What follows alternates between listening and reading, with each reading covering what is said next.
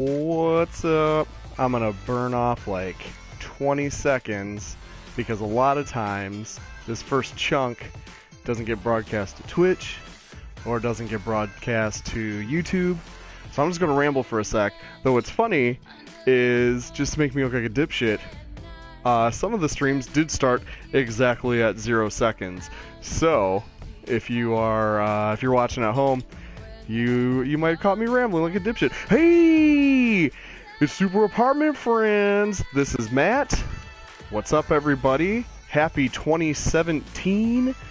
Boy, haven't done this all year. Wink, wink, wink, wink. You can't see me winking because look at this, stone-faced. So I happen to have a hoodie on, and I was like, well, I've got a hoodie on. I'm like one step away from looking like those fucking guys from poker shows. So I'm like, well, let's do this as a goof. And so I'm just goofing. I'm not going to stay like this. But that always struck me as cheating, because, like, being able to bluff is such a huge part of poker. So if you can just dress like the Unabomber, isn't that like half the game? What's stopping me from putting on a Chewbacca mask and playing poker on TV, you know? Mysteries. I caved in. I paid $2 for the DeLorean. I thought I was stronger than that. I've been trying to fight the nostalgia pimping, but I don't know how you're gonna not drive the DeLorean from Back to the Future. Like, how that's one of the coolest movie cars of all time. I can't not do that. So I did that. I think, but you know, I broke it down. I'm like, I will get $2 of fun out of this thing, right? Yes, of course I will. Look how fucking awesome it is. I can't not do that. It's the best. So yeah, I'm geeked about that. I've got water because I'm a responsible adult. I like to stay hydrated.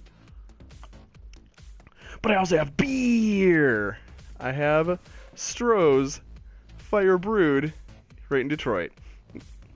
See, can you see it?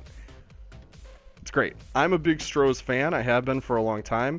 I would show you my hilarious poster I have of, it's this giant poster of Alex, the Stroh's dog, driving a Stroh's beer can car with a case of Stroh's at his side. It's the best. It was a subject of controversy for a while. Actually, let's see. Fuck it. I'm gonna see if I can show you. Look at my face, guys. Okay. Do you see it? Do you see? There it is. Look how awesome that is. It's like the best. So, without getting into too much, that was a controversial object for a chunk of my life. But I love Stroh's. It's the best. Take a sip. Prost! That's what they say in Germany, right? Okay. Let's rocket some leagues. Do. Hope everybody's having a good New Year.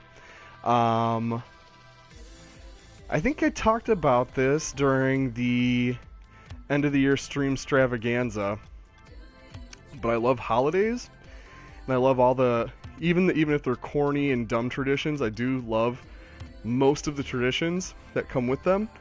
And New Year's is no exception. You know, did the smoocherino at midnight, watched a ball drop, ladies, and bothered my friends about resolutions. Hey, did you make a resolution? And, you know, we're all in our early 30s, so we were like, no, I didn't do that. And I guess technically I didn't either, because I didn't have like a specific one. I wasn't like, oh, I'm going to, I don't know, what's a resolution? I'm gonna lose 45 pounds in a month. I'm like, yeah, I'm just gonna try and be a better person, as vague as that is, but I feel like that's a good place to start. That's kind of been my resolution for the last couple of years anyway. It's just, I'm playing with fire. It's just to be better in all things, as vague as that is or is not. Shit. This is heavy, Doc.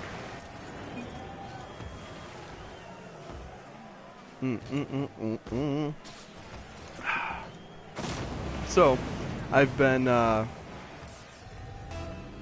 listening to this is kind of two anecdotes in one, sort of. I'm a podcast guy. I like podcasts. There's a handful that I listen to, mostly ones done by comedians. My favorites are Comedy Bang Bang. That was kind of the first one that got me into everything else. But I really like Comedy Bang Bang with Scott Aukerman, and Spontaneation with Paul F. Tompkins, and How Did This Get Made with Jason Mantzoukas, Paul Scheer, and June-Diane Raphael. And they're great. I love all those. But my buddy Jeff tuned me into one called Last Podcast on the Left. And it's a little different. The guys are all comedians, but they're not that UCB style of LA comedian. They actually kind of remind me, and this took me a while to get into, they kind of remind me of like shock jocks, Morning Zoo, Howard Stern kind of dudes. And at first I was like, not really into that, because it's not really my style. Damn. But that's not why I wanted to listen to it. I want to listen to it because they talk about serial killers. They talk about conspiracy theories. They talk about ghosts. All kinds of crazy, just dark, weird shit. And it's like, yeah, that's what I'm into for some reason. I've always liked horror movies and stuff. Not always. Since I've really discovered them, I've really liked horror movies and stuff. And monsters and shit like that. So I've been listening to these guys a lot. And specifically, I've been listening to some of their alien conspiracy episodes. And what's great about alien conspiracies is that there's so much goofy shit that the X-Files, to my knowledge, doesn't touch on. There's like 11, so in the X-Files and in pop culture at large, the main race of aliens that we are all familiar with is the Greys, the little gray guys with the huge heads and the big black almond-shaped eyes. And that's in conspiracy land, they're there. But there's like 10 other species of alien too. It's crazy. You got your lizard people, which, if you're a conspiracy theory fan, those fuckers pop up. You already knew about those. The Draconians. Big dino men that are like 12 feet tall and secretly control the government and want to eat us. So there's those guys. But then there's also the Pleiadians, or Tall Whites, which is like an awkward name, but whatever, that are like tall, beautiful Nordic men. And that's a race of aliens, apparently. There's the insectoids, which are big praying mantis people, and it's crazy. Then there's like 7 or 8 other ones that I don't even know about. I can't remember right offhand. I know one of them is like an offshoot or slight variation on the Greys. They're like, the Greys are like the worker drones, and their taller counterpart are like the real brains behind the operation. So long story short, there are these different races of alien, and it's crazy, and it's really interesting to hear, what... I try to be open-minded and cool about everything, but it's really interesting to hear what crazy people believe in. And, not that, I'm sure there's aliens. I just don't think they hang out on Earth and want to eat us. But so I'm learning about this new alien shit, and I'm thinking about it because it's fascinating to me. And it made me think about Perfect Dark. Perfect Dark, super great game. Doesn't get the credit it deserves, I think, because it's like GoldenEye, but better. And that's kind of a minority opinion. But, yeah, I've always loved Perfect Dark, and it's got a great, spoiler alert for a game that came out fucking 17 years ago. It's got a cool spy thriller plot that digs into this kind of funky conspiracy theory alien shit, right? And it's got, a race of aliens that are friendly to humans, and it's the Greys. And then there's this other race and that is unfriendly to everything. They're just fucking evil, and they're big dinosaur-looking monsters. And I'm like, oh shit, it's the Draconians from Crazy People stuff. And ooh, look at that save. Mwah. I'm like, oh shit, it's the Draconians from Conspiracies and shit. But then I was thinking about it. If you've played the game, you know this. But one of the main, like the main reptile alien, cloaks himself as a tall, beautiful Nordic man. The Pleiadians, the tall whites. I'm like, oh shit, they're hitting all the Crazy People bases. And I just thought that was very interesting that somebody at Rare back in the day was like, fuck yeah, alien stuff. This is for real. Yeah. So that's I thought that was pretty dope. Because, like, I already love Perfect Dark because it's a great game, and also it references a ton of just classic 80s sci-fi. Like, one of the pistols is RoboCop's gun. One of the machine guns is the kid's suitcase gun from RoboCop 2. Just in general, it is clearly inspired by Blade Runner and Sid Mead's fucking amazing concept art. But yeah, so I loved it in that way, and now it's got this whole other thing of being wacky-ass conspiracy theory stuff. It's pretty dope. Bam. Oh yeah, get it in there. That's what she said. Oh, damn! Excellent block, my guy. Ooh. Ooh. My ass got blowed up. Here we go. Oh! Oh. Womp womp. Oh, yeah.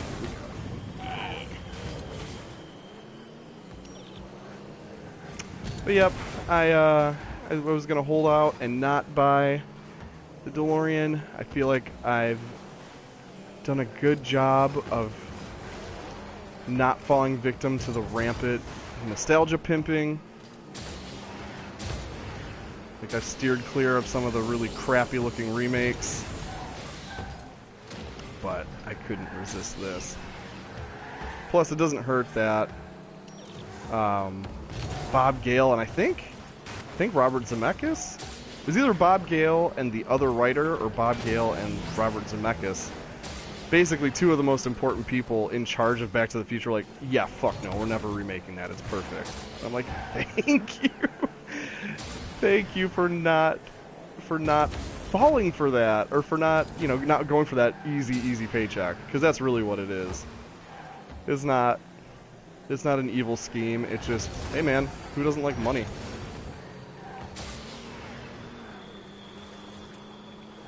It's called show business, not show ethics. Show virtue.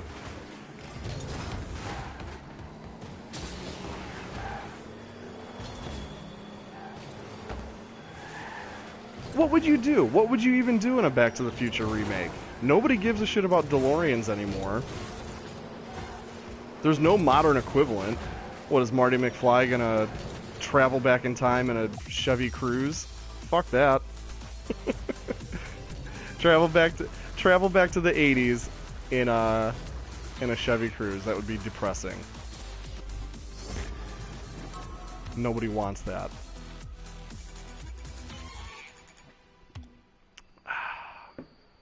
And so I'm not sure about this. I love Shane Black. I love him to death, and he's doing this Predator remake, and I'm like, man, why couldn't that just be a sequel? Why has it got to be a remake? But I love Shane Black. Shane Black is the guy who wrote Lethal Weapon, Kiss Kiss Bang Bang, Iron Man 3, which was secretly awesome. So he's great, and Predator's great. But you gotta remake it, come on. Flip side, you got Blade Runner 2049 or 2047, which at first glance, I was like, no thanks. Because Blade Runner is this big, beautiful thing, and it's just like, leave it alone. But they're doing a sequel to it. So that kind of made me go, okay. Alright. I'm more on board with that than a remake. That is cooler to me than a remake. By a wide margin. You call it a reboot all you want. It's still a back in my day, we called them remakes. We didn't give a shit about boots.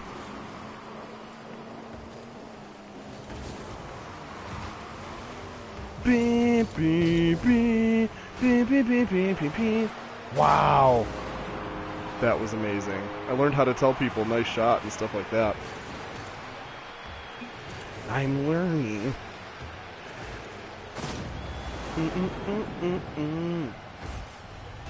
Alright, let's do this.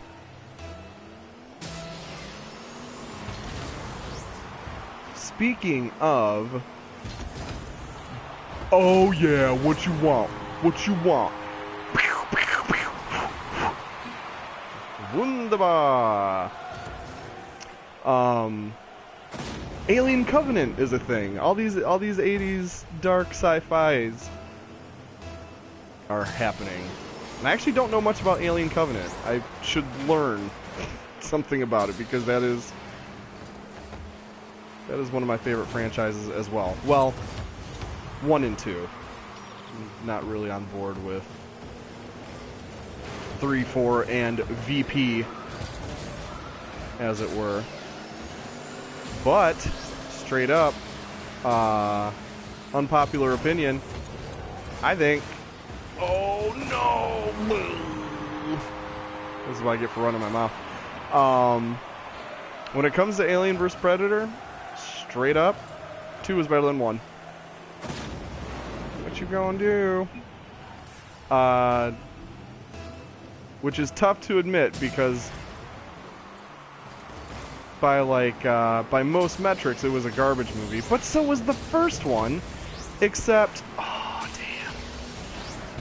except 2 knew that it should be a rated R horror movie instead of the first one, which was this weak-ass PG-13 like adventure movie.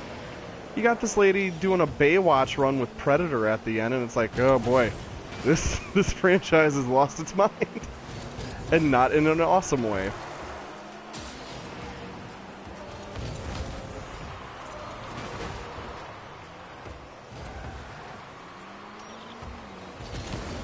Yeah, there we go. There we go.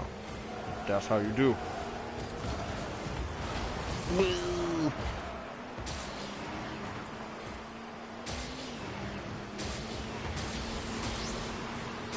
Here's my real question, though. You make these versus horror movies. You got Alien vs. Predator and Freddy vs. Jason. Where the fuck is Chucky vs. Leprechaun? Because that would be the bomb. That would be so fucking fun and stupid. Oh yeah, there you go. Man. Got the flux capacitor helping me kick ass. There we go. Hoo-yah! Nice shot. Hey man, nice shot. Get it? You got it.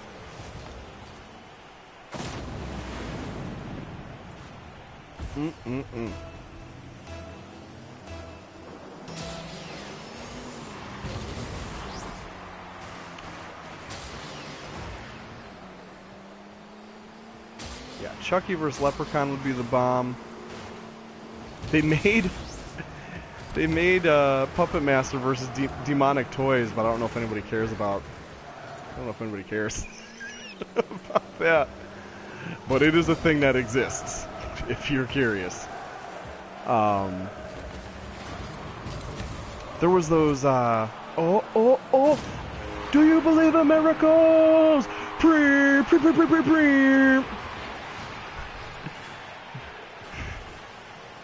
But yeah, back in the day they had this is less horror and more sci-fi. They did RoboCop vs. Terminator, which in my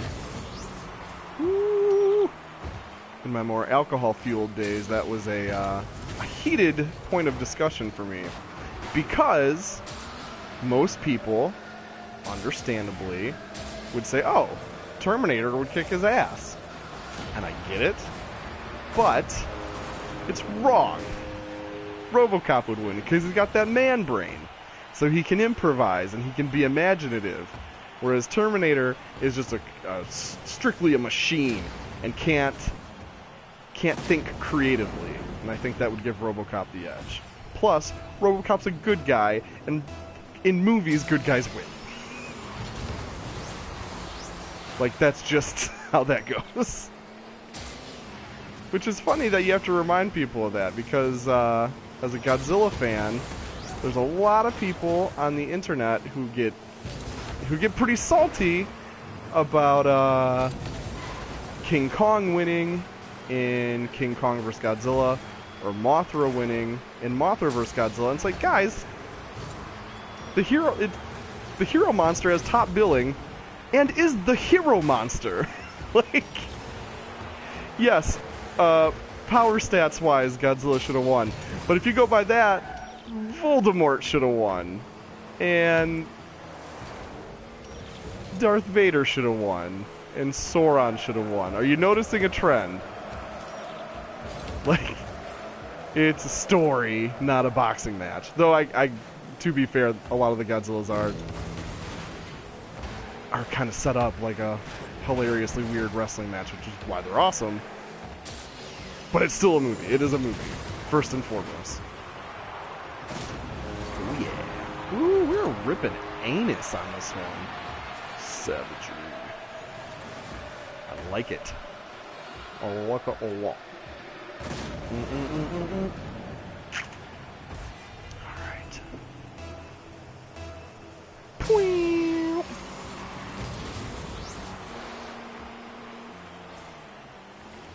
Here we go.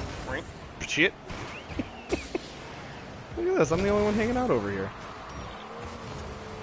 I love, man, they give you all the noises. They give you the correct smoke trails.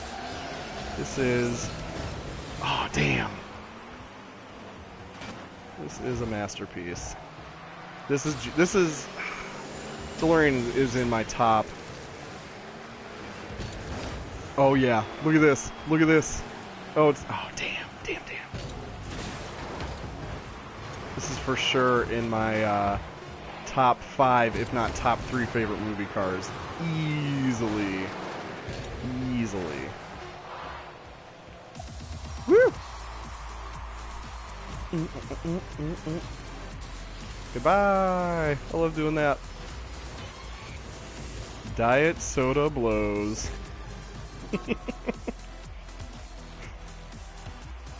Some of the names you see on here are Mwah and Creable. Oh, I don't want to save my replay. Get out of town. Even though I did pretty good. Even though I did pretty solid. What's that? No one asked. What are your other favorite movie cars? Well, Ecto-1 from Ghostbusters is always going to be a number one. I have a Lego of it, and I have like a model of it, like a glue and paint model, because it's the shit. It's the best. The Bluesmobile is really good from Blues Brothers. I like comedy cars, I guess is the trend here. But the V8 Interceptor from Mad Max is gorgeous. and I get really upset because they feel obligated to destroy that thing like every movie. It breaks my heart. Like, the only thing sadder than Max's car getting destroyed is when they kill his dog and then kill his family. Because that's my fucked up brain hierarchy. Car is most tragic, closely followed by dog, kind of distantly followed by family.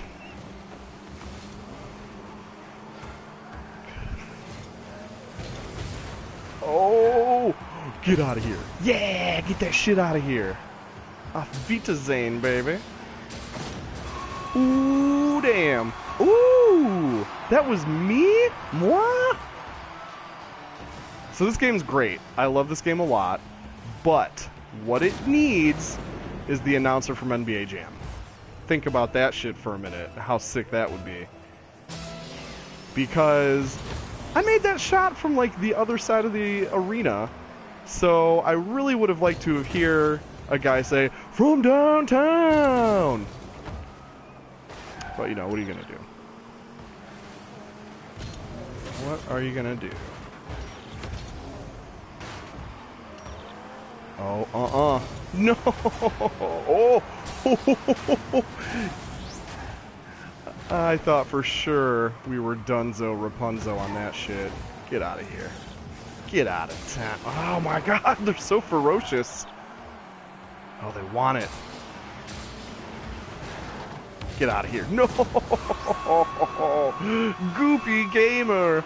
I fell victim to your goo. Your precious goo. Villainous.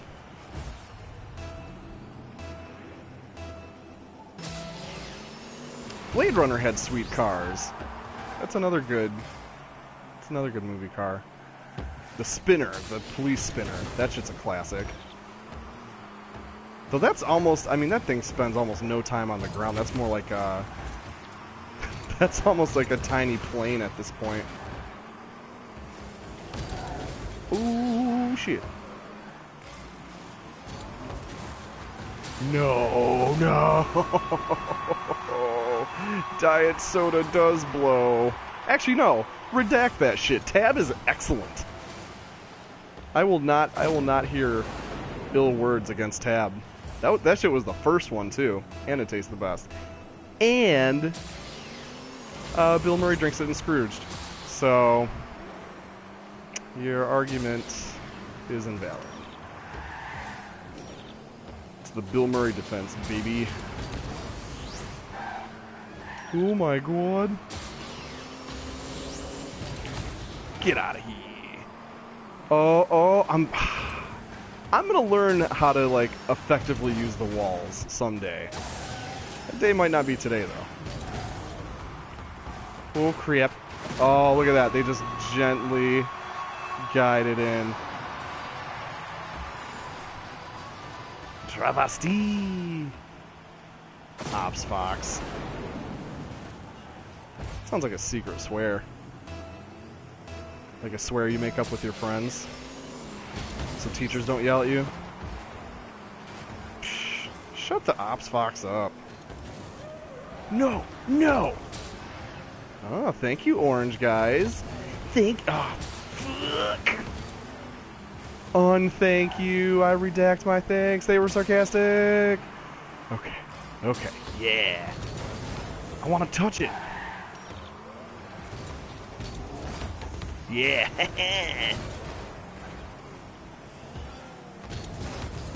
There we go. Get out of here. Get out of town. Come on, come on, come on. Yeah. Tab is the best diet soda because it is not the diet version of something. Because diet pops are kind of like, well, it's just a crappy version of... That's right, pop. Michigan, baby! Drink Faygo like a fucking juggalo. But yeah, Tab is just like, hey man, we're Tab. We're the diet one, straight up. We didn't even bother with any regular fucking version.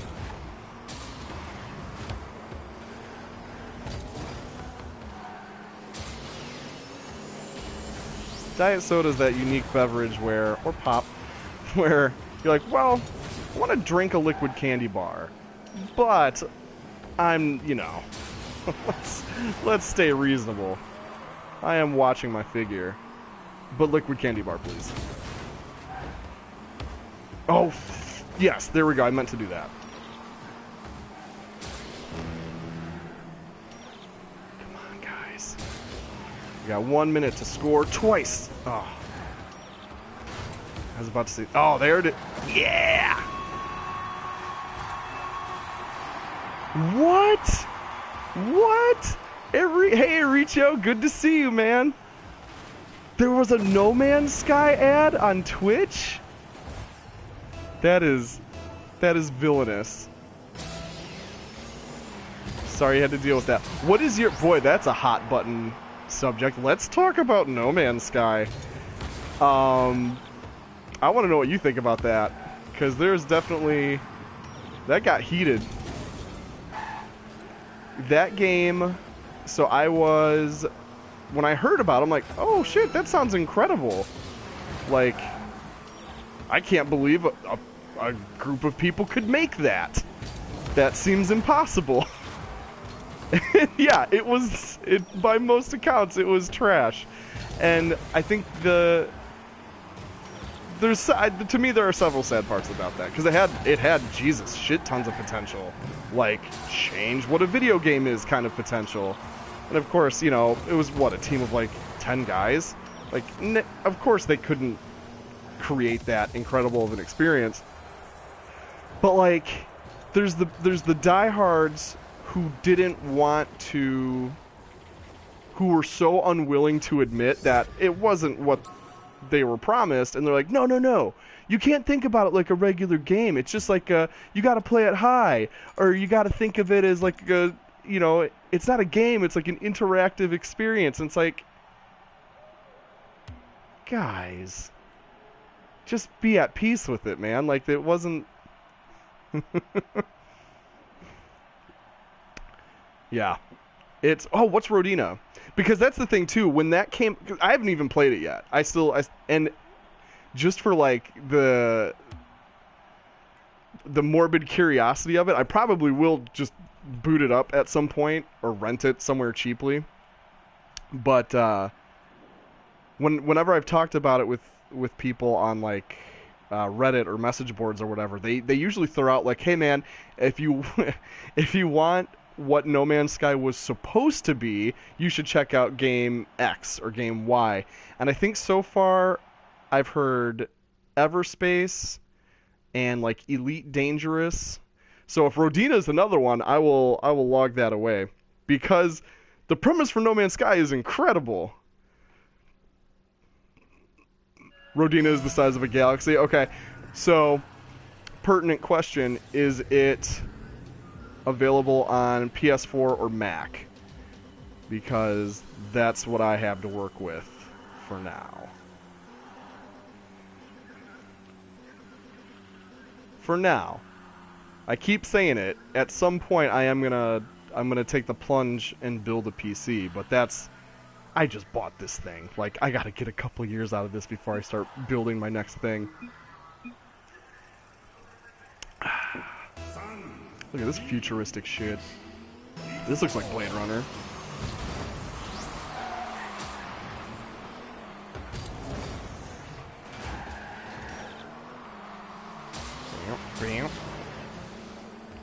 I always feel bad when I crash into my own guys. Whoop. But they do it to me, so I shouldn't care.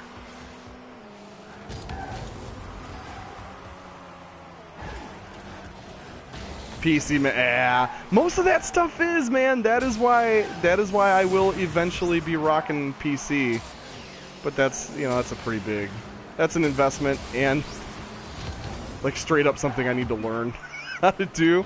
I will probably recruit my buddy Doc, because he's a little bit of a tech wunderkind, so I know he can give me some.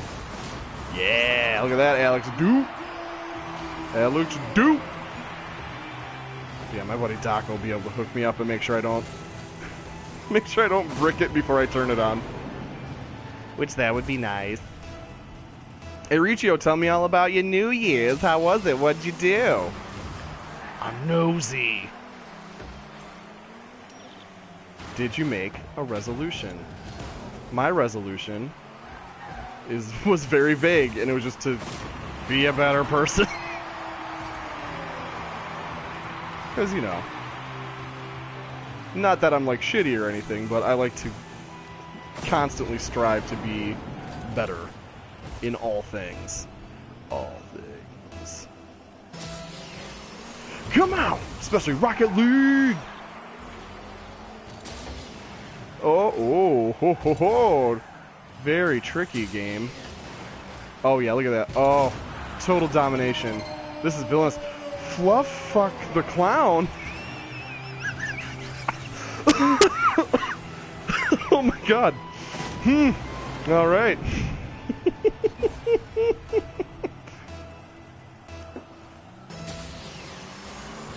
That, as far as gamer tags go, that is probably the one I've lost the hardest at since Fuckleberry Hin back on 360. I lost my mind playing GTA, and I got killed by somebody called Fuckleberry Hin. Resolution to not die. Hey man, nothing. That is legit. That is absolutely a worthy goal. No, diet soda, you monster. That is a good goal. Don't die. How about we can we get a moratorium on death for a little while? 2016 kind of kicked everybody in the nuts, I think. Hey, do you like any famous person ever? They probably died in 2016. Oh yeah. There we go. Oh, come on guys. Yeah. That is sassifying.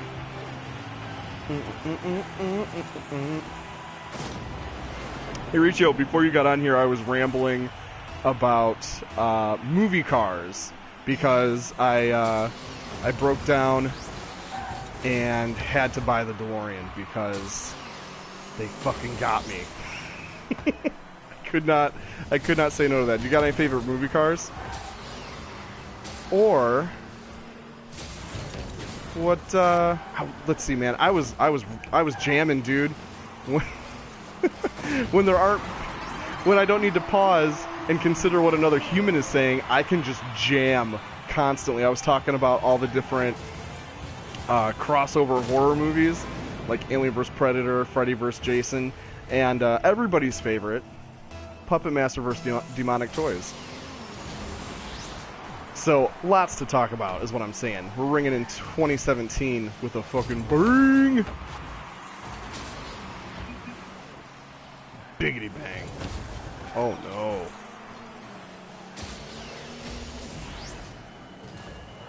Yeah, look at that. Ooh. Or, alternatively, do you know anything about Alien Covenant? Because I'm like vaguely aware of Blade Runner 2047, and I know Shane Black is doing a Predator reboot, but I dropped the ball with Alien Covenant. Ooh, good choices. Yeah, DeLorean's a classic. Mad Max is just a cornucopia of crazy Frankenstein cars, but I cannot recall Grimlock's robot. Oh, just being a dinosaur? Is that? That gets confusing. The Dinobots get confusing because they don't turn into vehicles. They turn into kick-ass robo-dinosaurs. So I can't keep straight which one the main form is. Because I'm an idiot.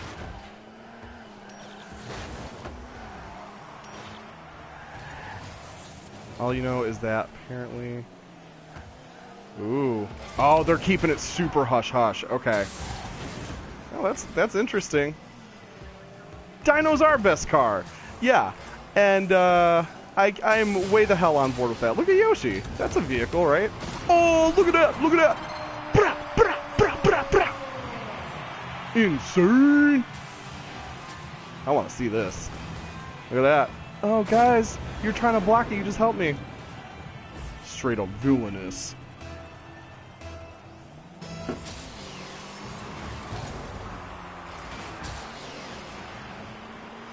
So I saw the when I was buying the DeLorean, I saw they have a Batmobile, but it's like the Batman vs Superman one. So I'm like, I'm all set. But I tell you what, if they had the animated series Batmobile or the '89 one, I would have been all over that shit.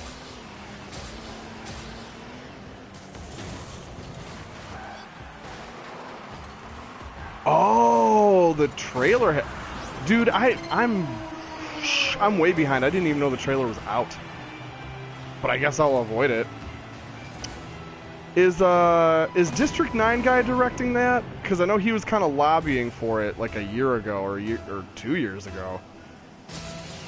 And Neil Blomkamp, because I think, if the script is good, he would be a perfect fit for that. But I do not really trust him to write a script that is not District 9. He is not that kind of auteur. Not that Martha shit, dude. And I feel, I gotta be honest, I do feel like kind of not a hypocrite, but I guess a poser. I haven't actually seen the movie, but I saw trailers, and I talked to people that saw it, and it just seems like the biggest fucking drag. And Suicide Squad does not seem better. Actually, just caught a little bit of Suicide Squad. Her coworkers were watching it during some downtime at work, and she had to leave the room because it's just the most obvious shitty jokes and the most obvious and shitty music cues, and it's just what the hell is wrong with DC? What happened? They lost their minds. Just make a good comic book movie. It's not that hard. Versus movies are a delicate balance for sure. Absolutely. Because when you have a versus movie, you have at least 2 big name characters that people care a lot about. So you have to give each character their due, but also create some kind of story for them. Which sometimes, I don't know, I kind of consider that first Avengers movie a versus movie of sorts. Because that was the first humongous comic book crossover. Ridley Scott's doing Alien Covenant? That's right, because Arrival guy is doing Blade Runner. Okay. I love early Ridley Scott. I don't know if I trust him now. Which, I feel like a dick saying that, but it's true, dude. Prometheus was rough. That bummed me out substantially. Hey guys, how about a movie where we take all the mystery and eeriness out of Alien? And not to fully dump on Prometheus, because when that movie worked, it was pretty awesome. But the script was real bad. And if that was a standalone movie and had no ties to the Alien franchise, I would have liked it 100 times more. And that's actually one of my favorite, even though the movie on the whole is not great, that is legit one of my favorite movies to have seen in 3D. And I missed the Avatar wave. And when I did see it, I'm like, okay. Dances with Smurfs, great. But I mean, it's very pretty. But man, Prometheus, I was like, dude, horror movies in 3D kind of kick ass. It was real eerie in places. And holy shit, that surgery bed alien abortion was fucking intense. The Peter Molyneux of directors. Oh shit. Shots fired! Shots fired! That's rough.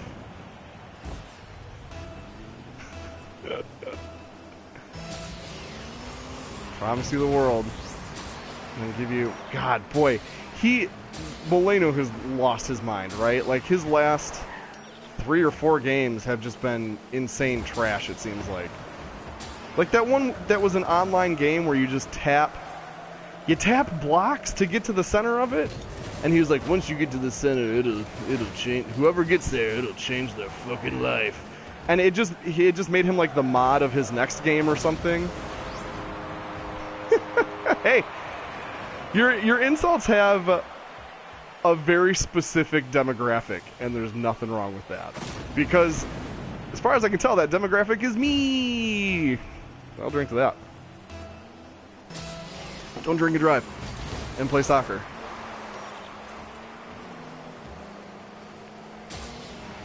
No! No! I deny you! That Worms guy keeps looking like Wind Waker Link. Even though I know it's Worms.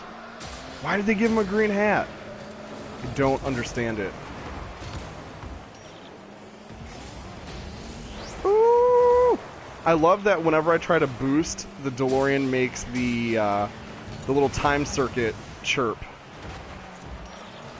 It's kind of inspired me to boost, even though I know I don't have boost, just so I can hear it over and over again. Oh, look at that. I need to learn how to get sick air like that. Hey, oh, suck a dick, buddy. We're on the same team, bro. Take a chill pill. It's all good. Aaron, very good. Aaron 151 LOL. That is, boy, that kind of spells out a whole person. They love Key and Peele. Awesome, very good. They apparently drank 151. Pretty, well, party hard. Shit. Party hardy, Marty. And then LOL. Get good. I need to get good at every game.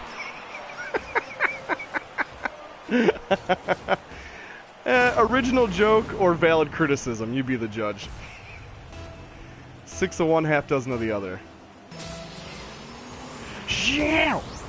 Oh, yeah. Look at that. Oh, pass it to myself. Look at me hot dogging. Look at me ruin it by talking. No. Okay. Okay. No! Too slow on the uptake. Alright. Oh. Yeah. Yeah. Get out of here. Oh, almost. Hey, Ron, get out of my face, dude.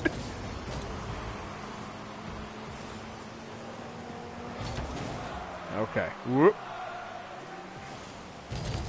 Shit. Now, dude. You broke my brain. You can't Anakin quote me when I'm trying to play a serious game, dude. I'm dead. I just died. Now this is blood racing. Holy shit. Holy shit.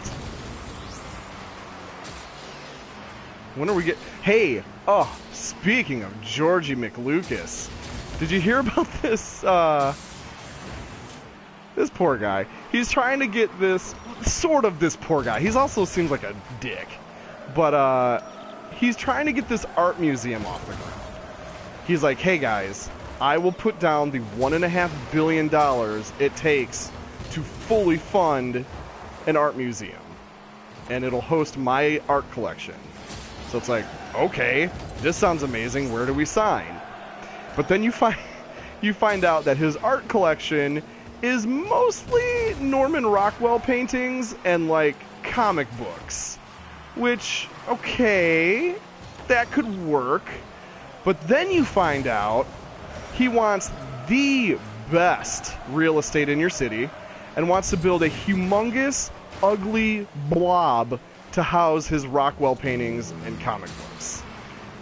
And that is where LA or not LA, San Francisco. He's like hell-bent. He's like, San Francisco, which, like, notoriously expensive and in-demand real estate, just right out the gate.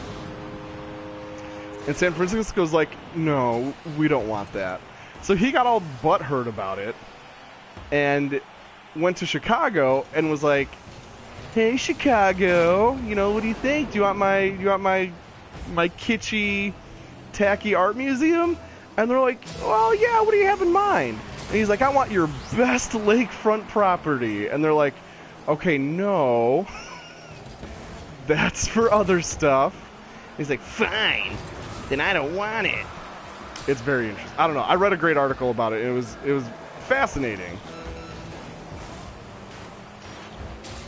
He gets real bitchy about like nothing, and sometimes it's cool. Like I can't remember if he threatened to build or did actually build like low-income housing in a super like snobby part of town just to like shit on his neighbors. I'm like, that's dope. Good on you. But then yeah, there's other stuff where he's like, let me build my ugly blob that houses comic books in the best part of town, no questions asked. I'm like, no. Dude, didn't he say some shit about white slavery when Force Awakens came out? I'm like, bro, you're out of your mind. This is not a thing that you should say. Like, ever. What are you talking? Disney's white slavers. No. What does that mean? CG lizards. Jesus Christ. That guy's a mess, right? He's just a mess.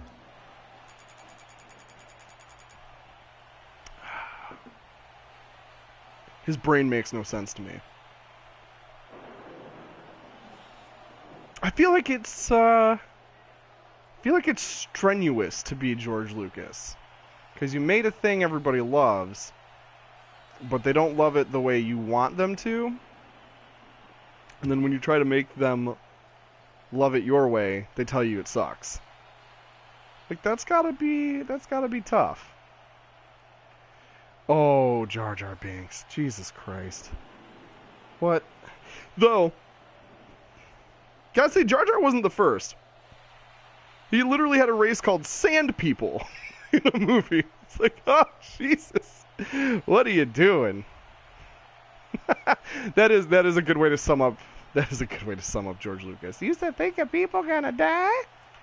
I love that the South Park movie dropped that. Like the same summer, I think, right? They threw that in there. Out of control. I gotta say though, I don't know if I've talked about this on here before. I love the Darth Jar Jar theory. That shit. I'm still holding out hope too. I think that could still very well be the case. Maybe, right? Snoke's just a hologram. We haven't seen his true form yet. I just feel like that would... Boy, I would look at the prequels in a different light. That much is for sure. And it's so funny too. My sister is also a Star Wars fan, and we were talking about this last year, like right around when Force Awakens came out, and you know, we were all at my folks for Christmas, having a nice time, just chilling out. I think Christmas Eve, and Star Wars comes up, and we're talking about, oh, you know, Force Awakens looks good, blah blah blah. And then I bring up the Darth Jar Jar theory, and my sister just immediately gets mad. She's like, ugh, that thing, it's so stupid. And I was like, oh, I think it'd be awesome if it was true. My sister almost fought me on Christmas about Jar Jar Binks because I think it's hilarious and awesome. And there's too much evidence. It makes too much sense. It all fits together. That is the only grand plan of George Lucas's I would buy into. Because there's even interview clips where he's talking about, well, we had an idea for Jar Jar and we didn't do it. the Three's Company bullcrap he goes through in those comic relief scenes. Oh, Mauricio, did you not read the lengthy essay about how Jar Jar is an evil mastermind? All that shit, all his wacky horse shit is it's a ploy. It's to throw you off guard, and a lot of it, or not, I mean not a lot of it, all of it's intentional. It's either there to throw you off guard, to throw the other characters off guard and make them think he's a klutzy idiot, or it's secretly like drunken master type super Jedi bullshit. Like, especially in Phantom Menace, when he just flops around and kills 1 million droids by flopping around, I'm shredding, and I thank you, Darth Jar Jar. Hail Darth Jar Jar for this victory. Yeah, when he flops around and kills 1 million droids, that shit was intentional. That is his combat style. I don't know, it all fits together. That is worth a read if you have not. I might need to refresh myself and see if there's any hints in Rogue One. Just saying, we don't know what Snoke really looks like. We've only seen a spooky hologram. Do I really think it'll be Jar Jar Binks? I don't know. Does it sound like I think that? Maybe I'm taking a page from the Master's book and deflecting. In quote-unquote all seriousness, I would love if Snoke was tiny, like Yoda. And he just has that big-ass hologram to throw people off. I think that would be really sweet. Or if he's huge. I don't want him to be man-sized. Because as it stands, he's just a kind of ugly dude, and that's a real boring design for a villain in Star Wars, I think. He just looks like Voldemort. Which is fine, but we've already had Voldemort, and I expect some legit fucking weirdness in Star Wars, my S-dubs. Oh, come on, baby. Oh, why did you kick it away? You're on my team. Jar Jar's is whoops. That's the thing. That's why he's so unpredictable, and that's why he's so undetectable. He's got this wacky goofball style that looks like an accident, but really, it's amazing. Hail Jar Jar, by the way. Look at this. I'm shredding. I just got a hat trick. Fun fan theory. Is Matt Jar Jar's Sith apprentice? Yes. I'm practicing goofball style, obviously. Oh, he's a schlubby drunk idiot that plays video games. Or he's a Sith master. Coincidence? I don't know, maybe it is. Blip!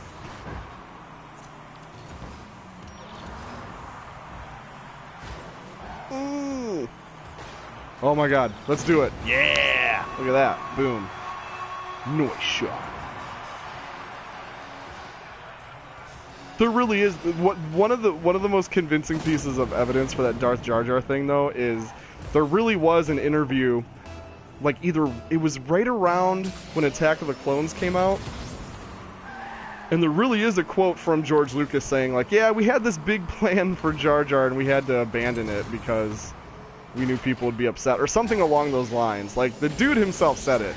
Granted, it's probably like, oh, we were going to have long, horrible scenes of him doing unfunny bullshit, but what if he's evil? He did vote in Darth Sidious. Just saying. Just saying. Oh, look at that. They got that. They earned it. Man.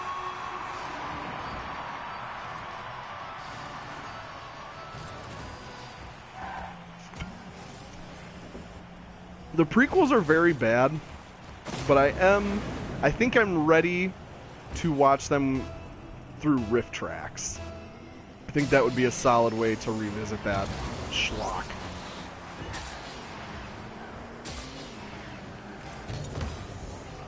Those dudes can make almost anything watchable.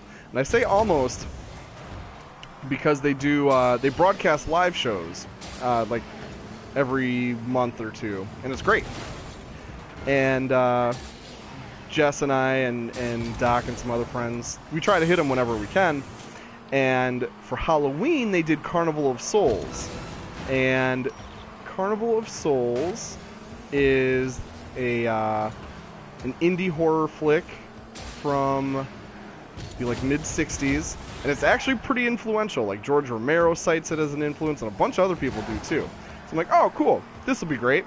And that shit was horrible, and not in like a hilariously bad way, just like oh this is boring, and these guys cannot save it because there's not enough jokes to be made at it kind of way. Skip Carnival of Souls if you're a Rift Tracks or MST3K fan, because it is unsalvageably boring, which is a drag. Disco Ball, that's sick. Daddy like. I'm geeked about the new MST3K with Jonah Ray. That should be fun. I do have a wienery, pointlessly nerdy little nitpick though, and that is that I wish they made new robot puppets. Like I feel like since new comedians will be voicing the two robots, it shouldn't be Crow and Tom Servo. It should be two new ones. Because I love puppets and robots. That's what matters to me. Because I'm a fucking dork. What are you gonna do? What are you gonna do? I'm just glad it's coming back. It's a great show. Look at these bad ping guys. Shameful. Boy, that usually is me. Or used to be me. I used to be the shitty ping guy, so it's nice to not. Nice to not, actually. Okay. Stroh's is donezo. So it's time to bust out Bell's Winter White. I've been jamming this all winter, because it's lovely. You got a bounce? Ooh, for a tenor? No worries, man. If you can jam back in, that would be excellent. Do your thing. And then tell me about it, because I'm a creep. I'm an internet creep. Oh, what are these sleepyheads doing? Hey, Aaron. Oh. What? Guys. What are you doing?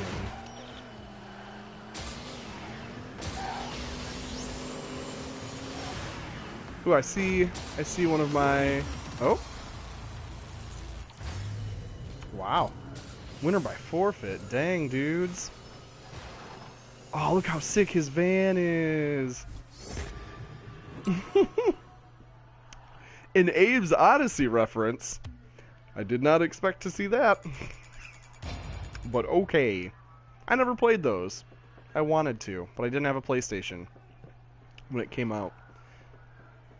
I could play it now, but the moment has passed. I don't think I care. It's very ugly. And it's ugly in that way that was exciting when you're a kid in the 90s. But now that that's passed, I'm like, well, it just seems kind of gross now. What are you gonna do? Make this face.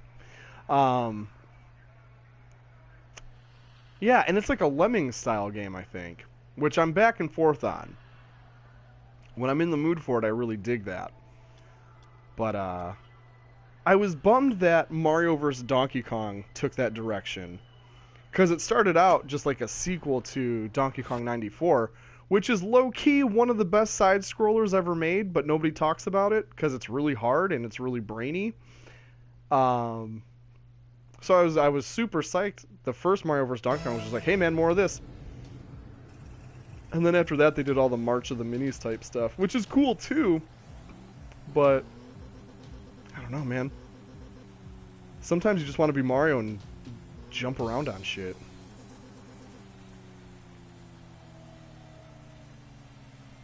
Which is why I think that's why I had so much fun with the Uncharted's. I just like an obstacle course sometime.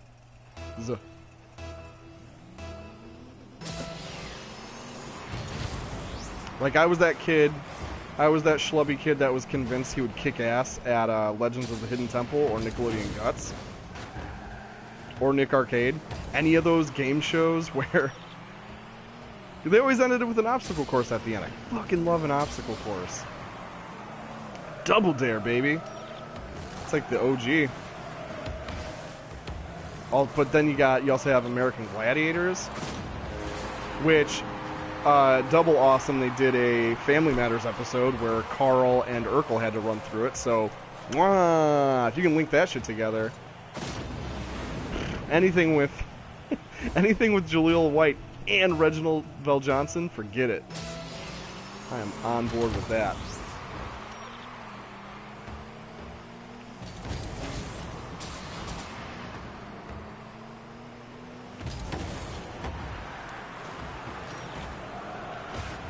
Ooh. And then Ninja Warrior kind of carried on the... Oh, look at that. Ooh. The Ninja Warrior shows kind of carried that on. And then you got MXC and Wipeout's fine. Wipeout's a pretty decent approximation, but nothing touches the original MXC. Because it was weird and funny. And holy shit, what was that show it was based on? Like, what was happening there? I remember I was so mystified by that in high school. I, like, desperately wanted to see the original uncut episodes because I so badly wanted to know what the fuck was going on. And, you couldn't find anything because it was a random, late 80s, early 90s Japanese game show. Like, good luck. Good luck finding out anything about that in, like, 2002. The 2002 version of the internet. More like oh man. I had a whole joke happen in my head where I was gonna call it more like the Lose-ternet. But I realized that didn't make any fucking sense because at no point did I call it the Win-ternet, which would be horrible. So, sorry I had to take you on that crappy journey. That shitty joke quest that we just went on together. But it happened. Hey, baby. We're in this together. Alright. Oh. You know a game's good when it makes me make fat chicken noises.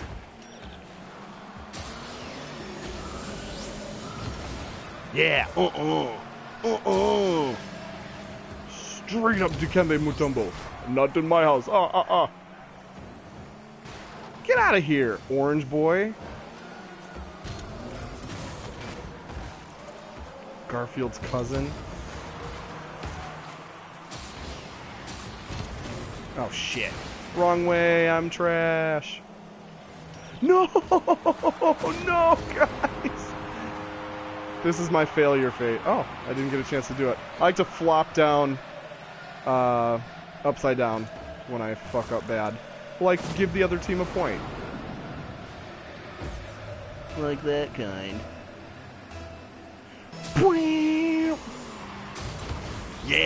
Yeah, look at that. Yeah. Right back at ya. Come on, Merlin. Be like Merlin. Work some magic. No. Yeah. Alright. See, this is what I like to do. I like to be kind of weird and position myself and wait for the ball. Like a cobra waiting to strike.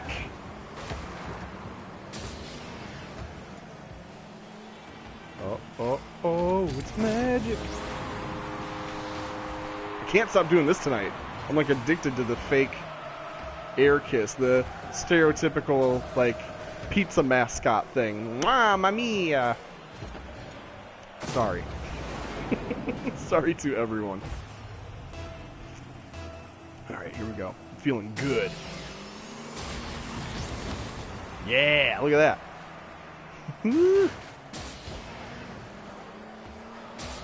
Okay.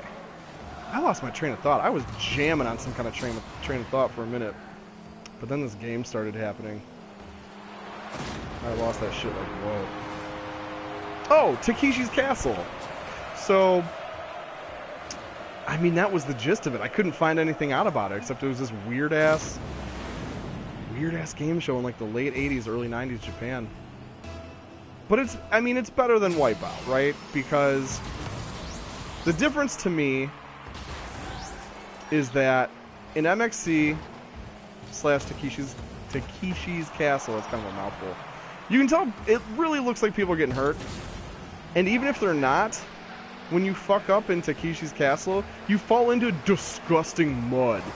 Whereas in Wipeout, you fall into this like adorable soapy water. And it's like, okay. It just seems like, it literally seems sanitized.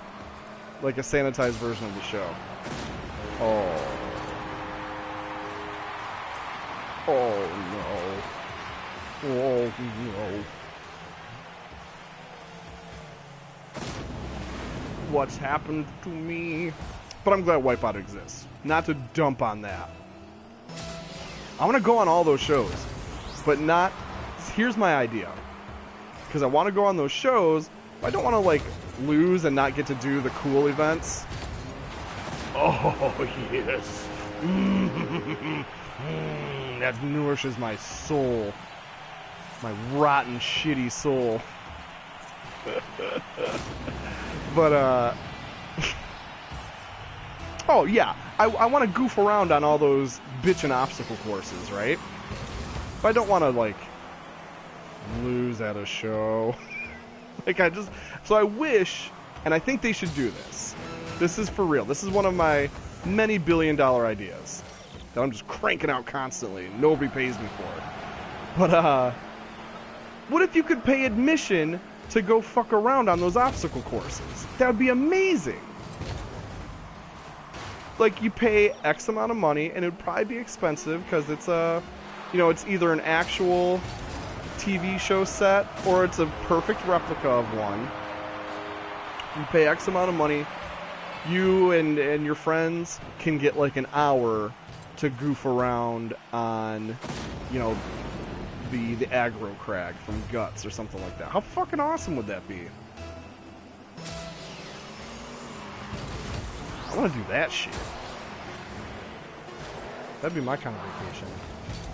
What'd you do? Oh, I climbed up the giant nose from Double Dare and pulled a flag out of the boogers. Amazing.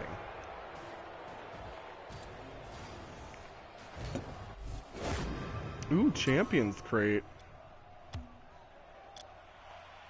Oh, I have to, like, pay to open that, don't I?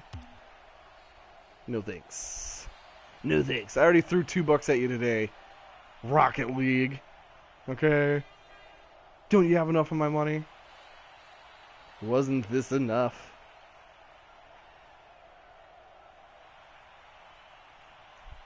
Wasn't $2 enough?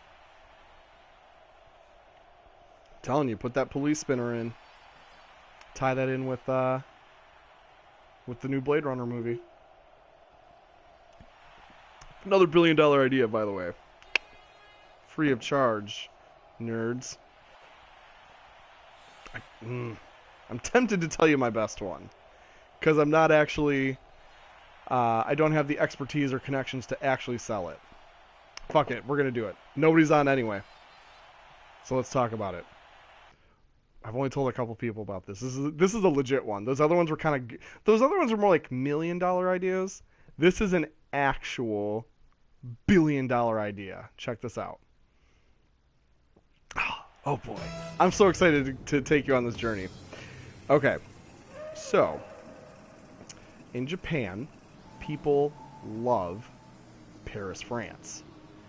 It is like it is the hottest tourist destination. Hey, you gotta go. You gotta go to Paris, France. You gotta absorb all that culture, all that wonderful food. It's a big deal. It's a big fucking deal for Japanese people to go to Paris, France.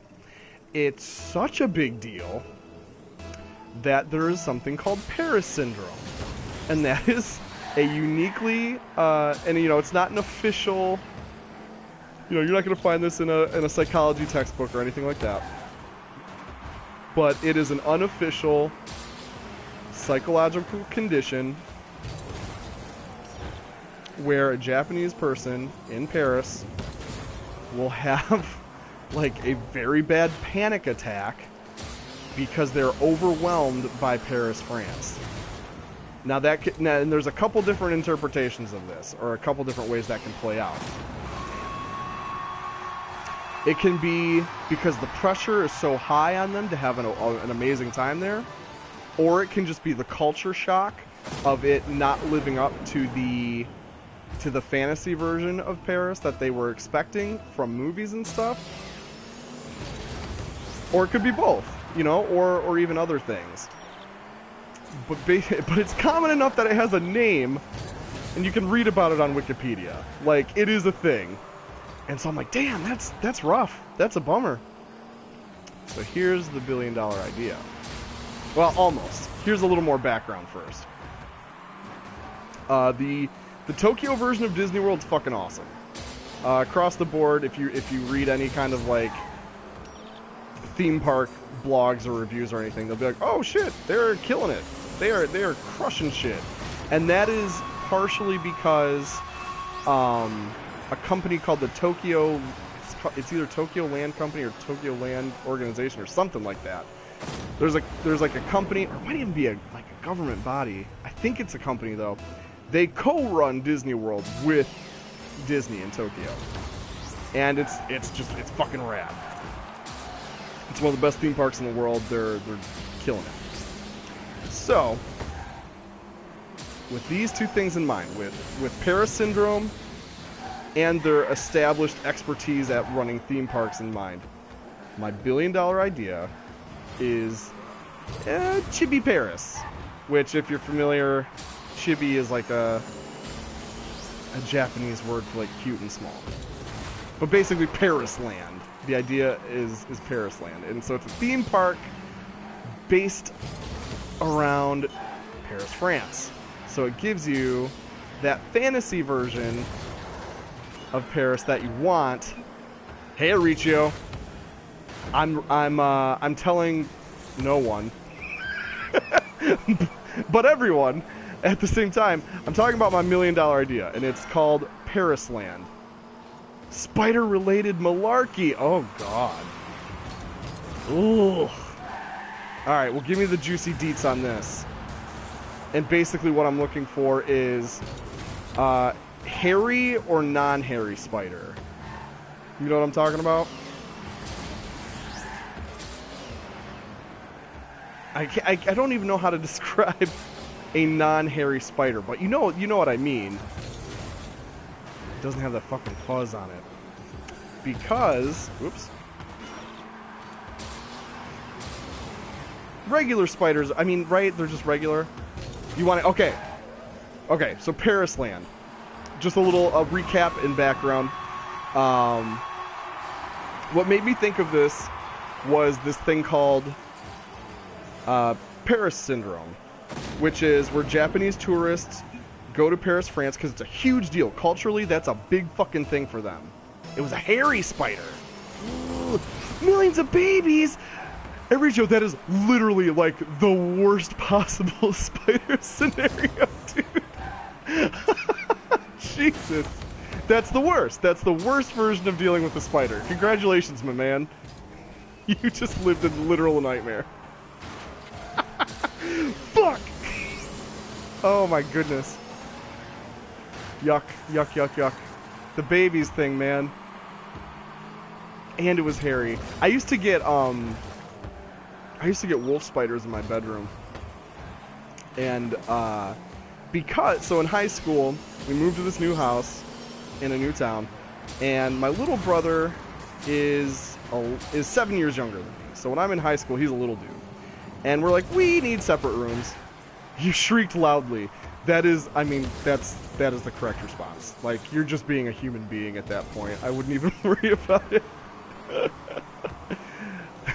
Shrieking at a hairy, baby-filled spider, that's like moaning during sex or laughing at a joke. It's just a very natural human response. So don't even worry about that, dude. That is some heinous shit. But so in high school, I'm in high school, and my little brother's a lot younger. So we're like, well, let's give these guys separate rooms. I'm like, I'll take whatever I can get. And, you know, my brother can have the real bedroom if you guys can work something out for me. You know, I can live over the garage like the Fonz or whatever. It's cool. And what they worked out, because my dad is kind of a whiz kid at just building shit, we turned part of the basement into a bedroom. Which sounds fine, right? It was a finished basement. Pretty nice. Cool beans. We already had, like, the TV and video game set up down there, so I was like, why not? And for the most part, it was fine, but especially in the summer, I would wake up in the middle of the night, and it would be like 3 in the morning, and it's not that I would need to go to the bathroom, or that I went to bed at a weird time or anything. I didn't know what woke me up, until I would look at the wall towards the ceiling, and I would see a wolf spider just chilling out there, and I think, like, subconsciously my body woke me up. And so what I'd have to do, I did this at least 6 times when I was living down there. I would wake up, see the big ass wolf spider, stifle a scream because I didn't want to wake up my family, and then grab a shoe and beat the shit out of it. I had to do this all as quietly as possible because it's 3 in the morning. So yeah, I'm not gonna harsh on anybody for being freaked out by a spider. That shit is heinous. But let's circle back to Parisland real quick.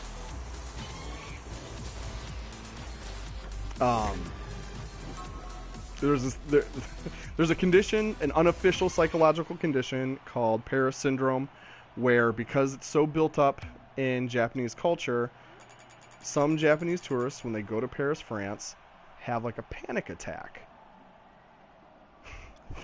Thank you for calling me a valiant warrior. That is the kindest way to put it, for sure. But so, because Paris is so built up in Japanese culture, they'll have some folks will have a panic attack when they go there, either because there's so much pressure to have like an amazing life-changing experience there, or it's just not what movies told them it would be. It's a real place with real people, and comes with all the baggage that comes with going to a real city where you don't speak the language. So my solution is Parisland, or Chibi Paris, and it's an amusement park in Japan that simulates the ideal Paris experience. So it's beautiful, and shit's in Japanese, so it's easy to navigate. And, you know, there's lots of French food, but there's still lots of, you know, familiar food too. And you've got the Eiffel Tower, or a replica of it, and the Arc de Triomphe, and all this shit. But now it's in your backyard, so you don't have to buy a international plane ticket. You don't have to learn a language. You don't have to, you know, do all the shit that comes with traveling overseas. And I think that's a $1 billion idea. I think they would gobble that shit up. But, you know, I don't have, like, business connections or any possible way to actually pitch that idea.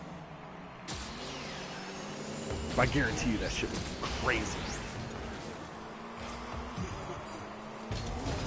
And then after the trial run in Japan, when it becomes a huge success, you could open that shit in the US.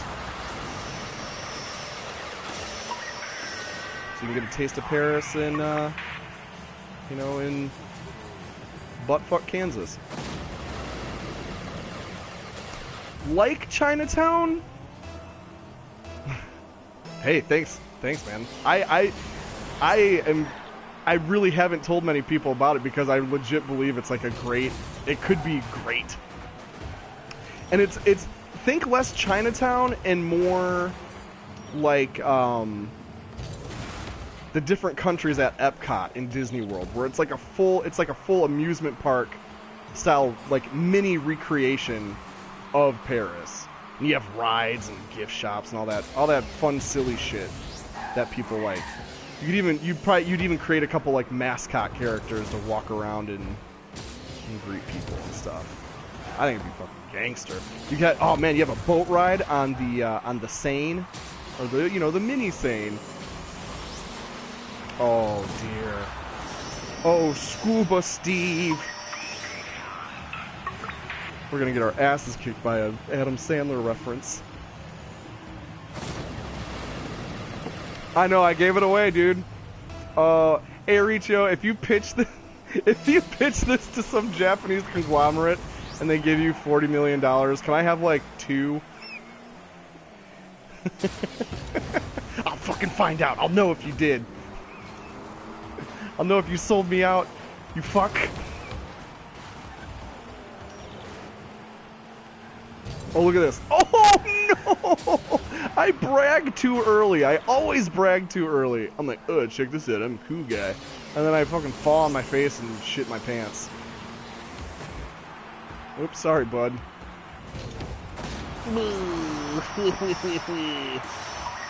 See, this is what happens when I don't channel Darth Jar Jar. I lose my mojo and I start losing. 4/5. Wow. That's amazing. That is generous, my man. I also want lifetime tickets. 5 out of 5. All right. Well then, shit. Dude, I'll cut you in for some reasonable percentage for not leaking it. Oh yeah, dude. We turned the Eiffel Tower into like a demon drop, like Tower of Terror type ride. Demon drop. Jesus, that's been closed for like 40 years. The Power Tower. I'm sorry, if I'm going to reference Cedar Point rides, I should reference one that people under 75 have ridden. Fuck!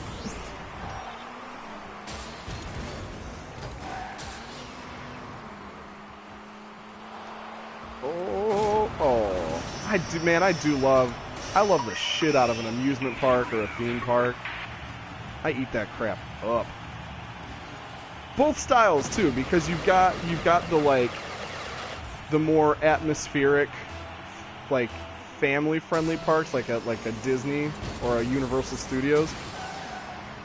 Those are great because I love how it feels like you're exploring a fictional world in real life. But just a straight-up amusement park is dope too, because I love roller coasters and shit. I'm very grateful to live within a reasonable distance to Cedar Point. America's rockin' roller coaster. That's what they say. That's what they say, or used to say. That's what they used to say before they would start the ride. I can't remember what they say now. Dang. Getting all hyped up about it. Amusement parks. Ooh. Yeah, Japan's got some sick-ass theme parks.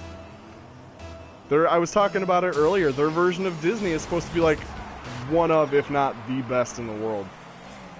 Like as far as like the atmospheric, like story type rides go. They call them dark rides, but I don't know if anybody knows the fucking dorky roller coaster tycoon terminology.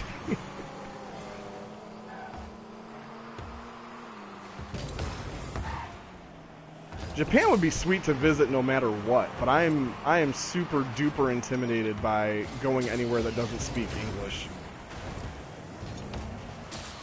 And I know the touristy parts of Japan are pretty English friendly, but still, I don't know, man.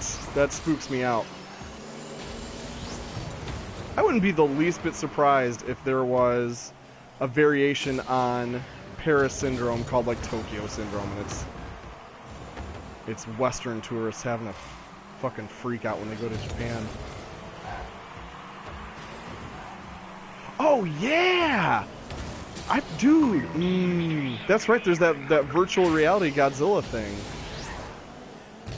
That looks pretty fucking rad. It's funny, my two favorite franchises have dope-ass VR rides. I don't know what you'd call them. There's that Godzilla one, and then the Ghostbusters one is supposed to be insane as well. Like it got crazy good reviews, and I mean, granted, I think it was in an ad, but still, it got nonstop raves. And I think there's one of them. I think there's one in. Oh shit. Oh. I think there's one in Niagara Falls, which is pretty close for me and Jess, and she is as big, if not a bigger Ghostbusters fan than I am. Dude, that Monster Hunter one will make buku bucks in Japan. They're fucking crazy about Monster Hunter there. Have you played Monster Hunter, Irichio? That is a franchise I'm curious about, but have not really tried out. No. Yeah, look at that. Oh, God. We got our shit pushed in viciously.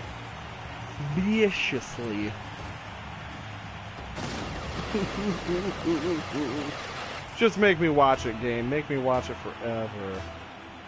Rub my nose in it like a dog that pooped on the carpet.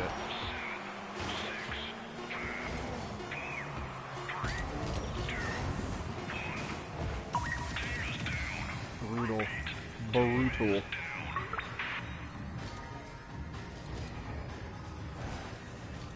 Oh, it's one of those?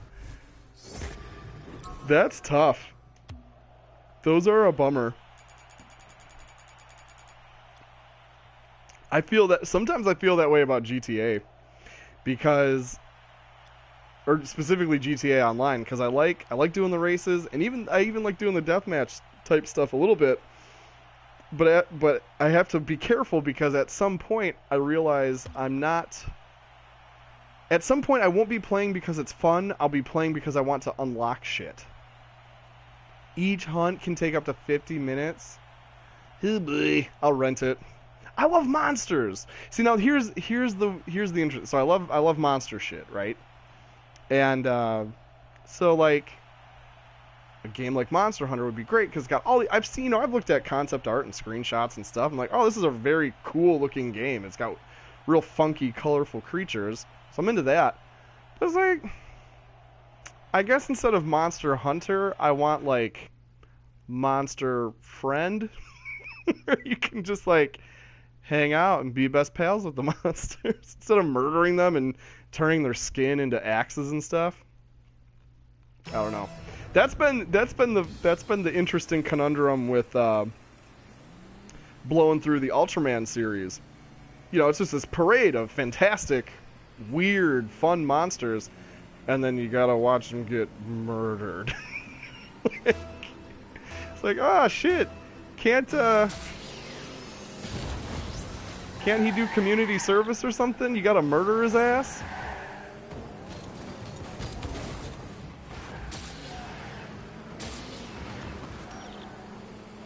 Sometimes, like, Redman's lineage became very clear. I'm like, oh, that's why he's a fucking murdering lunatic, because Ultraman's not that far off.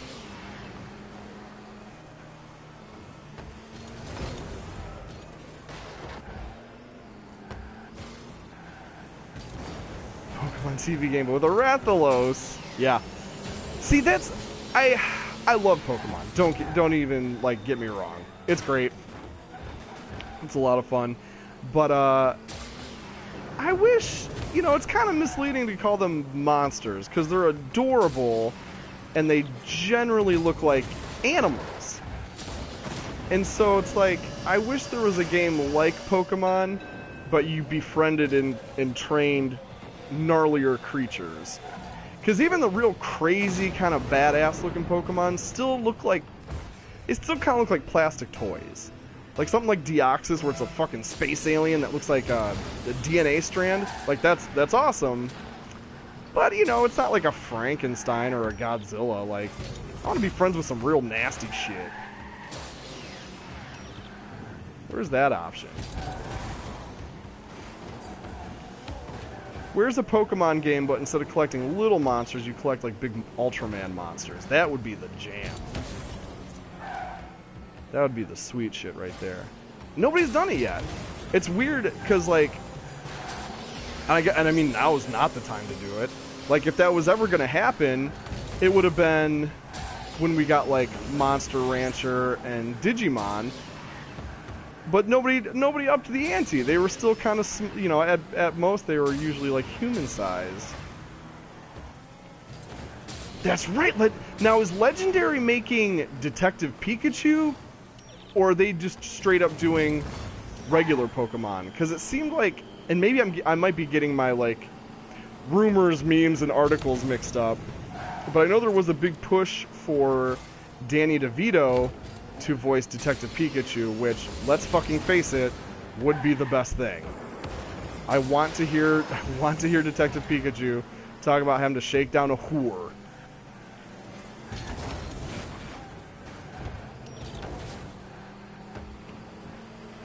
You're doing both, okay. Which was weird to me. It's like, has the Detective Pikachu game even come out yet? And they're like already talking about doing a movie for it. Like they're that sold on that concept, which is a fun concept. Just a boy with the tablet, man. You said it. I don't even have the tablet. I'm just some fucking guy. Blah. There we go. Oh yeah. Come to daddy. No, you fuck. I was about to line up some sweet shit.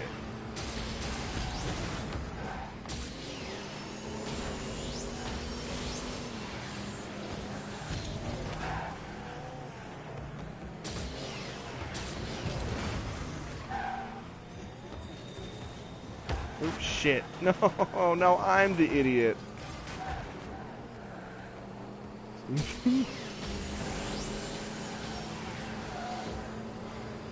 I'm going to be way more excited about Detective Pikachu if it features Blue Collar Meowth, which is my favorite Pokemon non-character in like all of the, not the anime show itself, but a lot of the shorts they would play before the movie, where it's just like a bunch of Pokemon. Boy, I am revealing a lot about myself. Hey, I'm a 32-year-old man. I know a lot about Pokemon movies. But there's a bunch of them. Oh fuck. There's a bunch of shorts where, or there's a bunch of movies where there's a animated short beforehand, and it's like Pikachu and a couple other little dudes just like fucking around in a town, and it's very cute. But they will use as the straight man slash like schmuck who gets, you know, who drops his donut or whatever for hilarious effect. It's usually Meowth in like coveralls trying to be a janitor somewhere, and that is my favorite shit ever. I have an irrational love for Meowth trying to do a blue collar job. So once Detective Pikachu comes out, I'm saying let's get Janitor Meowth happening, because that shit's amazing. Yes, I'm so glad you remember the shorts, and I don't just seem like a fucking lunatic. I'm really, really glad you know what I'm talking about. They're great, though. It's so, for some reason, it's so fun to see Meowth in coveralls, like with a mop and a bucket. Like there's something real. They hit gold with that, and I don't think they even realized it or cared. Because like no shit, I would watch a whole 2-hour movie of that. I think a lot of that must have to do with the American voice actor for Meowth is so much fun. Because that New York kind of accent is so good. That was a real slam dunk. Ah, we still lost. I still can't believe Meowth is not in Smash Brothers. They've added so much. I don't know. They've added so many characters that I'm personally not into. And it's like, where's Meowth? Who gives a shit about Lucario anymore? He's still there, though. Give me Meowth any day. He's the Team Rocket guy. Like, I don't know, he's a thing. Whatever, as long as the next Smash Brothers has Earthworm Jim and Banjo-Kazooie, I'm all set. because that'll happen.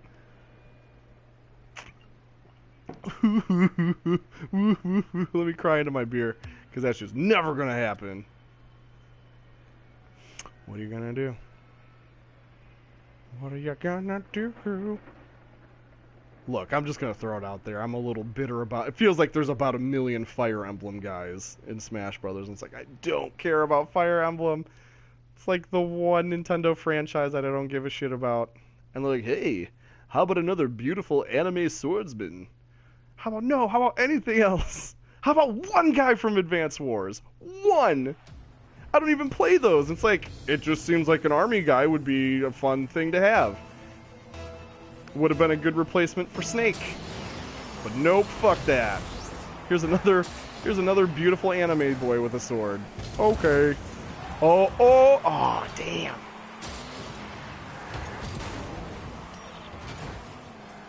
I gotta channel that Darth Jar Jar evil. That's what I was winning with.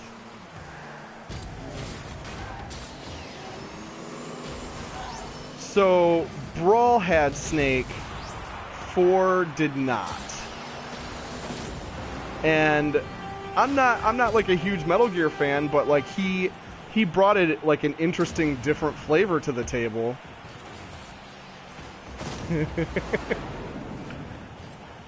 Like I liked what I like about Smash Brothers, in addition to like it's a fun fighter and holy shit, nostalgia is enjoyable. But the other big thing that I really like about it is like, oh hey, here's all these like crazy different characters in one game. Like that's a really charming, fun premise. That you have Mario, Pikachu, Link, and Samus in the same game. They're all crazy different.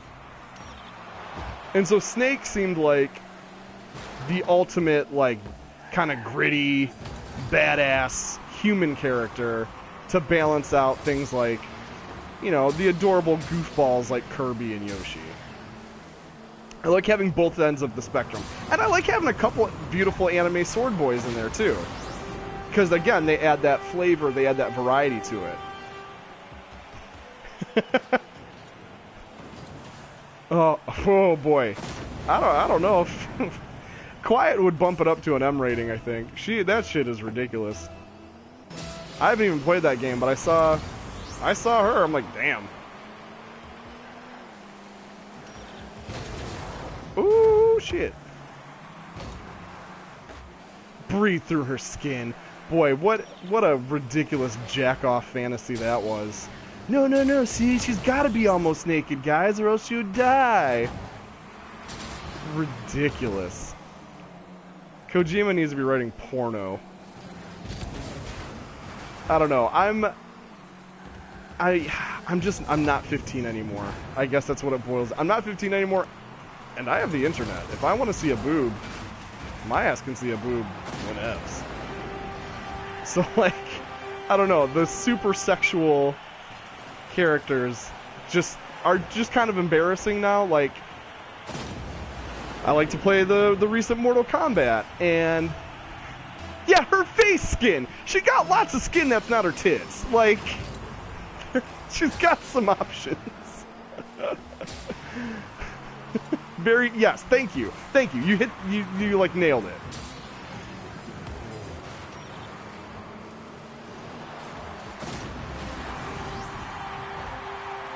Okay. Oh, so she has an alternate costume where she has clothes on. And I don't know, I don't mean to be like a prude or anti-sexual, but it's like, it's tough to strike that balance. Like, you can have a sexy character, but without it being gratuitous or like embarrassing. Because like, I really like the recent Mortal Kombat games are really cool, and I like playing as everybody, because there's, you know, different modes that, like the story mode and the challenge tower, where it's like, okay, well, you're gonna play as this character for a while. And when it's like a moaning stripper with her tits flopping around, I'm like, I feel like an idiot for playing this. And in fighting games, I get it. Like, damn. It's basically a tradition to have, like, oh, you have a couple sexy characters. That's fine. But every single chick in Mortal Kombat is a stripper. And it's like, come on, dude. You telling me Special Forces Sonya would just have her boobies flopping around? She wouldn't have that shit locked up in some sweet-looking body armor or something? Come on. Boob physics, Jesus. Do you remember that? What was it? Dead or Alive was the big culprit, especially when they were like, oh fuck it, let's make a beach volleyball game. Like they really, you know what? I gotta give them props for just embracing it and being upfront about it. Yeah, it's a titty game. All right, man, good on you. Yeah, Dead or Alive. Yep. Even as much as I loved Soul Calibur 2, even the Soul Calibur games, like I love Ivy. She was my main in 2, but holy shit, she's lost her damn mind. And there was I think was her name Taki, the red jumpsuit ninja girl with the rotating tits, because that was ridiculous. Yeah, dude, we're on that wavelength, dude. We got it figured out. We know the boob games. That's like, I'm sure I've consistently heard Bayonetta is great, but it's like I don't want to play as fucking stripper Sarah Palin. Like, it's not what I need out of life.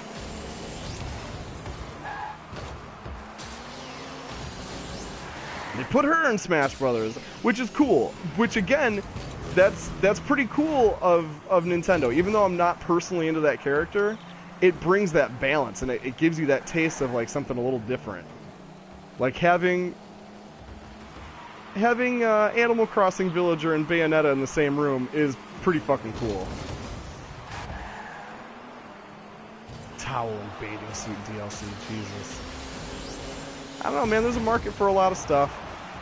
I'm not gonna judge. It's just not for me. Oh yeah, look at that. Look at that. Beautiful. Nice shot. I'm telling you, 3 times. That's how good that shot was. Do you remember BMX Triple X? Speaking of embarrassing boner games, because that was I think one of the funniest parts to me about BMX Triple X, other than just the fact that it existed, was that the dirtiest version was on GameCube. And I don't know if that was 100% just Nintendo being like, hey guys, look, we're cool, or if it was also the developers were like, hey, nobody's gonna notice or care if we put the most titties in the GameCube version.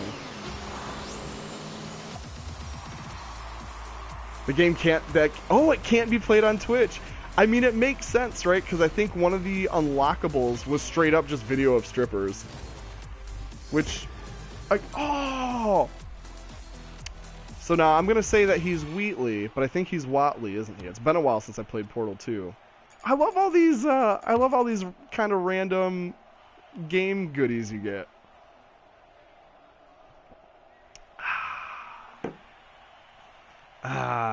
Boob games, man. They've been around forever. It's not even a new thing. The funniest ones were on Atari 2600.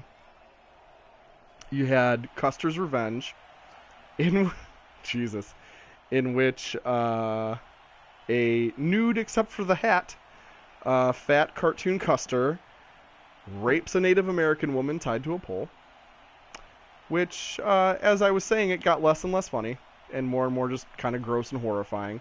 But when you see a picture of it, it's pink Lego blocks. It's kind of funny. But then you also have stuff like Beat 'em and Eat 'em, which is, you gotta look it up. I mean, the title alone tells you most of it. But Beat 'em and Eat 'em, you are a penis with arms and a head that is like this kind of head that's on top of a building, and you're jerking yourself off and trying to shoot goop into the horrible pink plastic people below. Boy, welcome to Super Apartment Friends After Dark. Didn't realize how foul that was gonna get. Because it's Atari. It's hard to qualify that as truly filthy when it's pink Lego blocks. Oh yeah, look at that. Oh no! The most informative sex ed you ever had. Oh no. Did he cover it? I haven't seen that one. My AVGN experience is spotty, I think would be the best way to put it. I think, geez, and showing my age, I think I read about those in like EGM. I think it was a Sean Baby article. Remember Sean Baby? I think technically he's still around. But not as awesome as I remember. So I don't know if he aged poorly or if I got old. Those games and more. It seemed like a lot of the porno games on Atari. Maybe it's not a lot of them. Maybe I just remember it and it was kind of generic. It was a Pac-Man clone, but with like you were a dick and like the monsters were scissors and stuff, which that's kind of funny.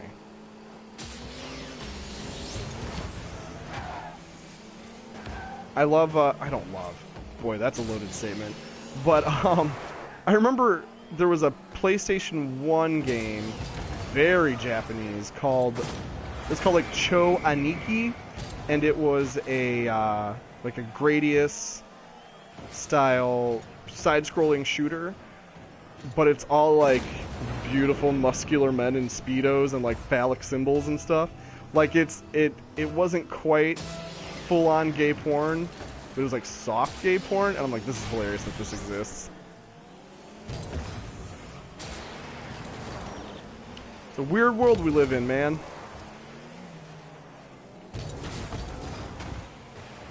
I still can't believe there weren't a bunch of porn games on the Wii. Just the name alone.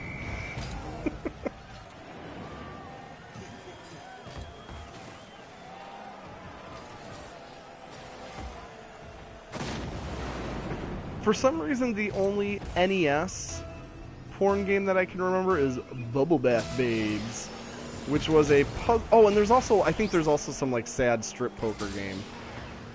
But Bubble Bath Babes was like a Tetris-y kind of falling block puzzle game where your reward was a horrible pixelated naked person.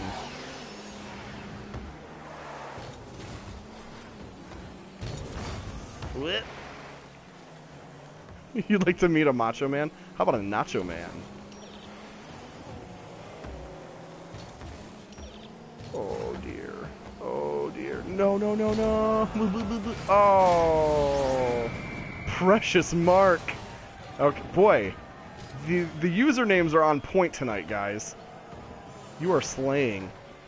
Precious Mark might be my favorite yet.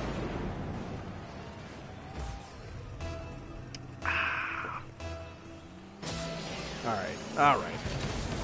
Ooh, look at that. Force of will. Come on, baby.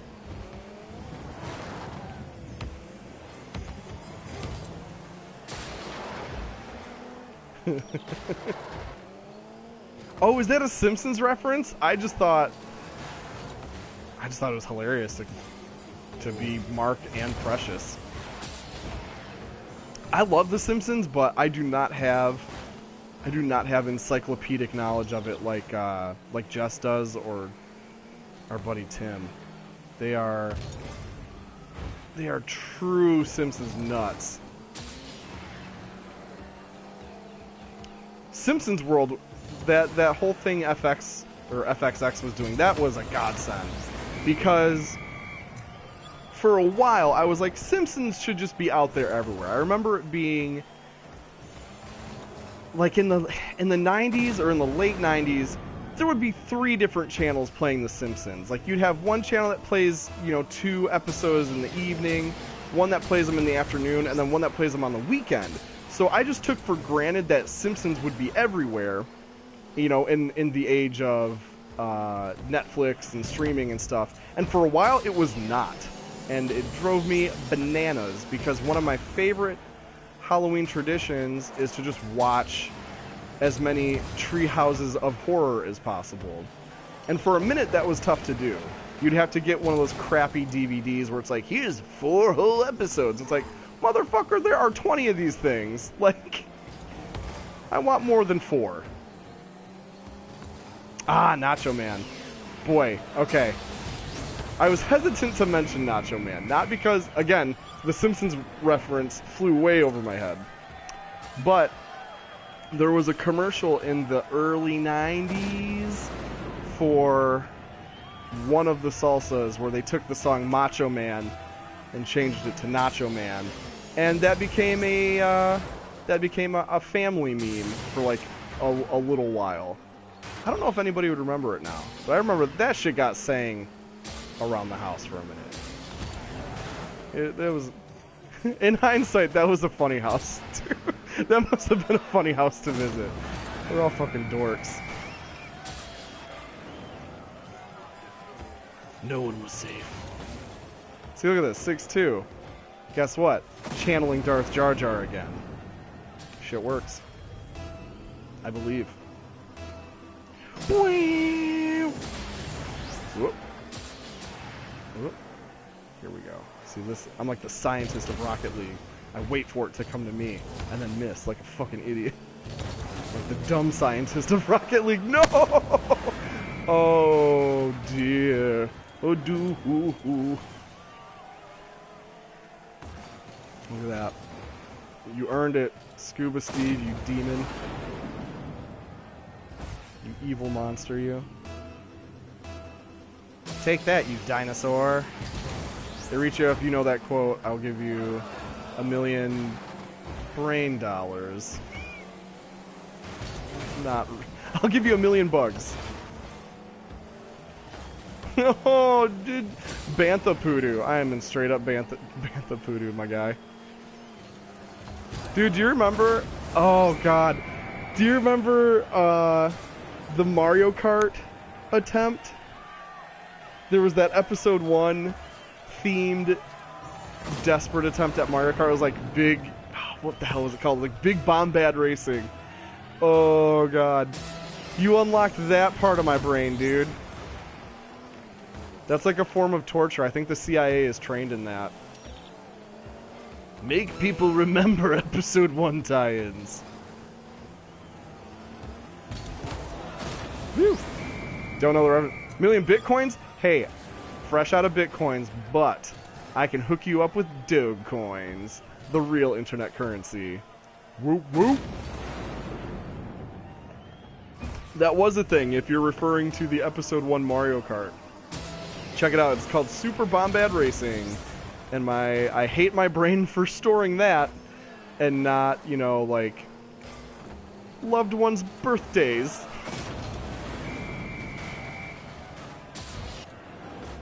You know, I don't know if it was shit. It might have been. Probably was. Could you imagine... Think about this, though. Imagine being the poor soul, or one of the poor souls, that, like, you're like, oh, I broke into the gaming industry. All right, I'm gonna work on a Star Wars game. Fucking awesome. What are we doing? We doing like a... a Rogue Leader type game, or a KOTOR type game? Nah, dude, you're doing episode 1 Mario Kart. And then you have to not hang yourself. And then you have to make the game. Like, that is... Whew. Whew. Savage. Flip side, though, I think if that was me, if I was on that team, I would say, you know what? Fuck it. I'm gonna make the best Jar Jar Binks racing game ever. Case in point, episode 1 Racer fucking ruled. Circling, oh, Iricho, circling all the way back to now this is pod racing. That N64 game was sick. It was like F-Zero or Wipeout, but you could also upgrade your car with your winnings. And you could either... That was so sick, because you could buy parts new, which were more expensive but were guaranteed to work better, or you could buy used junkyard parts, which were way cheaper but like could fail on you. That shit ruled. That. Oh, what up? What up? I don't know what's happening. I'm gonna back out. I don't know what that was. Those developers gonna die? Yeah, if they succumb to the depression of making Jar Jar Binks Mario Kart. I don't know, man. Some people love that prequel shit. Some people think it's as good as the original trilogy. We live in a big world. Lots of different people. Oh, look at this. Yep.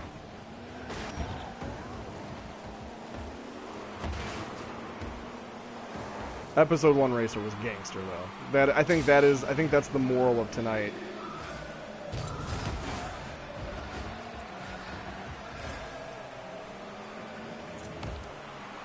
I always wanted to like Fallout. I love Fallout. I always wanted to like Wipeout more than I actually did because it was so stylish and slick and kind of badass. And it is cool. And it is fast and it is tough. But I don't know, man.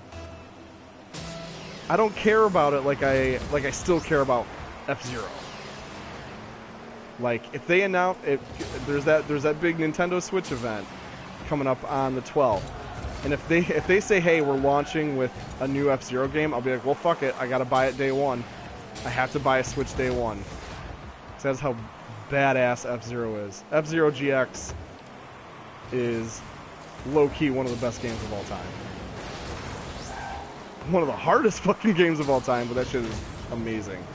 That's like the Dark Souls of racing.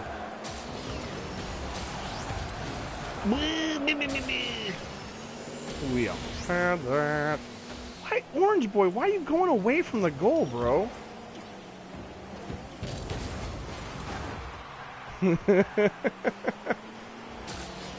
Yes, dude, look up Jario Kart, dude. Good talking to you, and I will catch you next Wednesday, my man. I think I'm going to bounce too, guys. So this is Matt. This is Super Apartment Friends. We'll catch you next week. Hope you're having a good 2017. Bye-bye.